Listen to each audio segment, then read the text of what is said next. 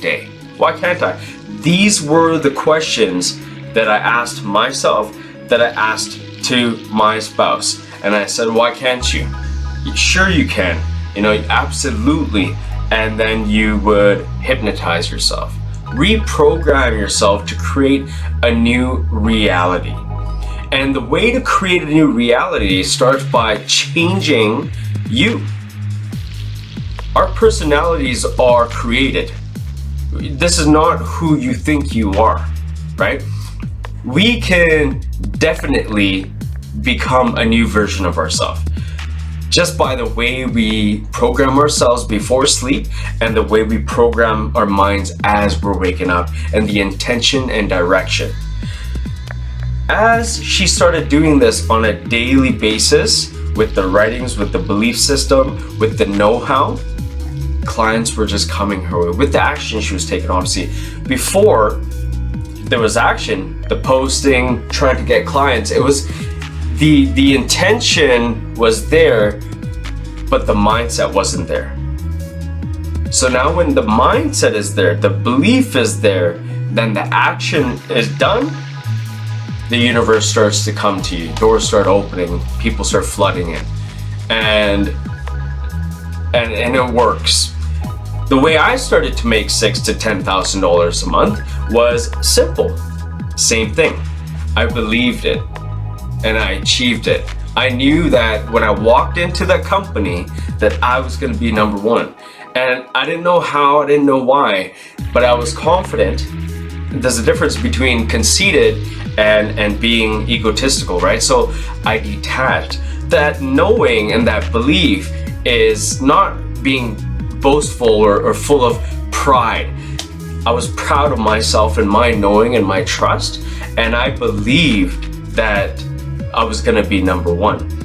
And people laughed, of course, right? Managers said it takes years to be number one in our company.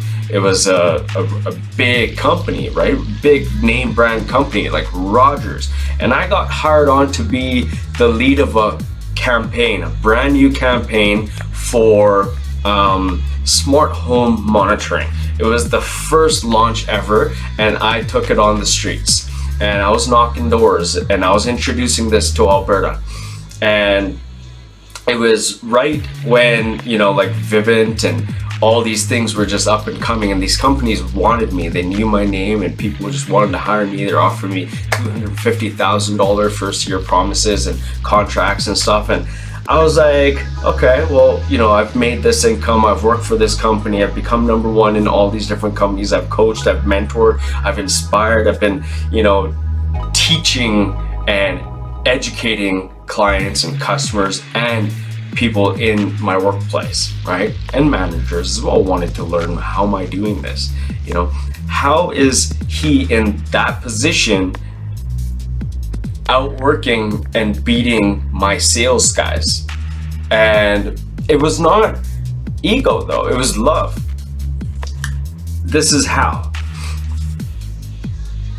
I ended up shifting my mindset, having ultimate confidence and belief and trust in myself, and using energy, outside forces that were bringing me down, and manipulating my mindset.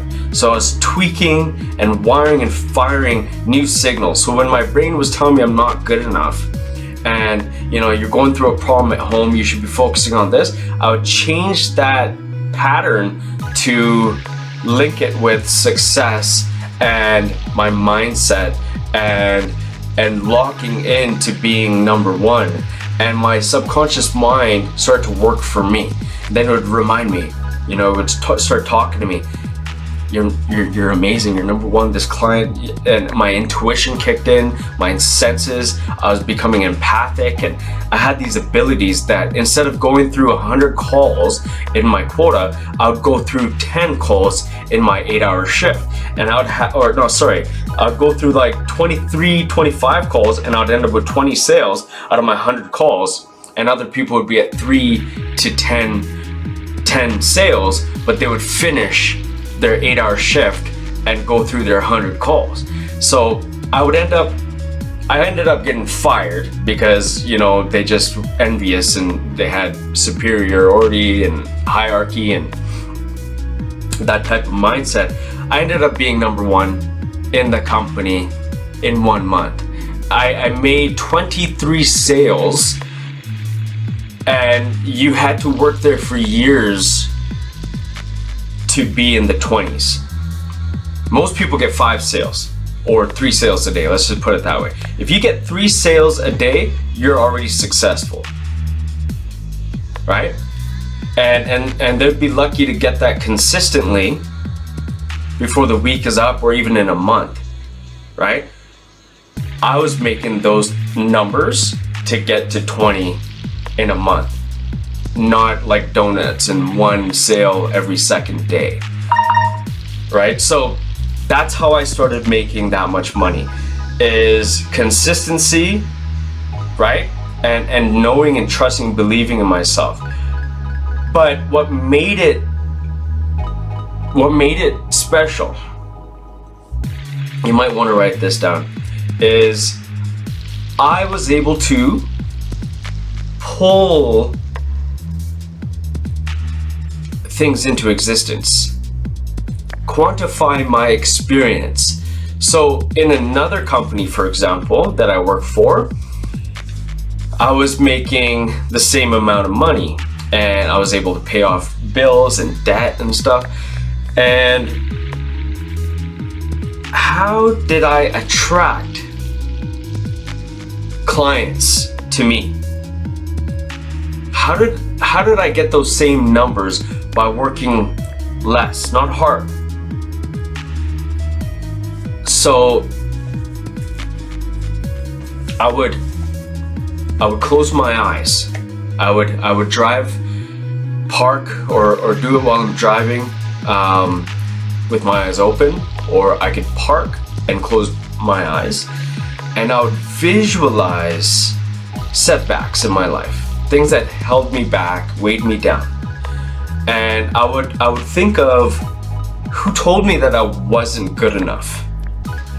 My teachers when I was in grade school tell me, you'll never amount to anything, you'll just be like your parents, or you're gonna be broke, or the community you live in, or the house, the area you're from, you're just not meant to go anywhere in life. You're gonna be illiterate.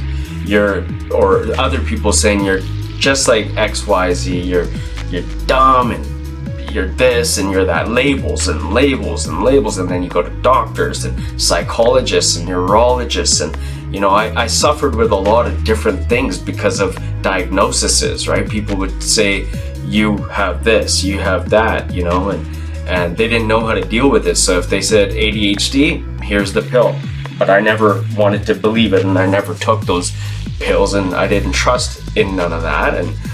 And so in my mind, I would close my eyes, and it's not just wishful thinking, it is knowing, trust,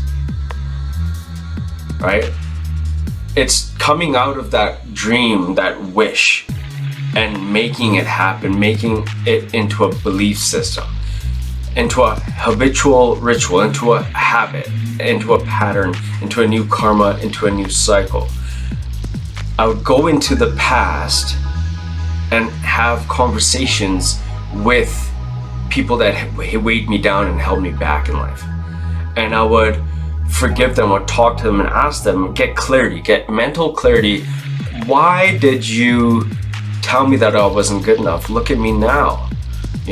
I had to go through so much in my life just to get to where I am. But I forgive you and I understand. And she was apologizing. She was saying, I didn't know better, and you're right.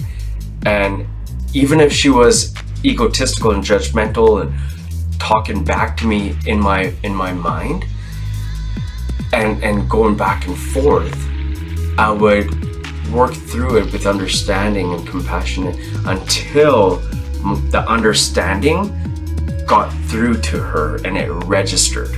As soon as it registered, she could walk away, and I came out of that feeling I just did an inner exercise. And when I released that, I would get this bliss, this feeling of joy and happiness inside, and fulfillment and harmony.